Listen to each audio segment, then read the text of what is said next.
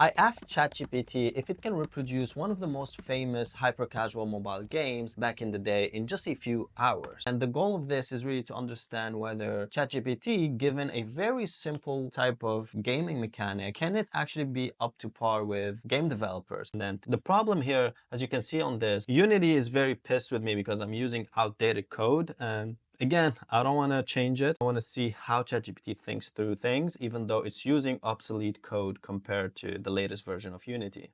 So, of course, it updated the code following my instructions, which is super important here because it proves that ChatGPT needs human manipulation to make things work properly. I was really surprised when a lot of the code that it shared with me was outdated in Unity.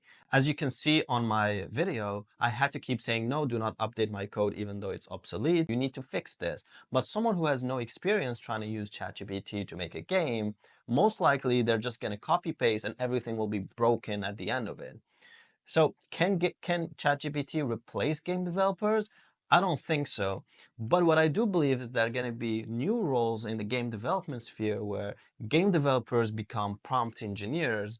And that's the power of it, when bringing in together creativity from experienced game developers with the ease of understanding of every piece of code by ChatGPT to actually make games faster, more robust, and also to have a pair programmer that does not cost as much money as hiring another game developer. I've just tested ChatGPT on a very simple game that I could have built myself in an hour, but there was a lot of back and forth with ChatGPT to make things work because ChatGPT does not think as good as a game developer.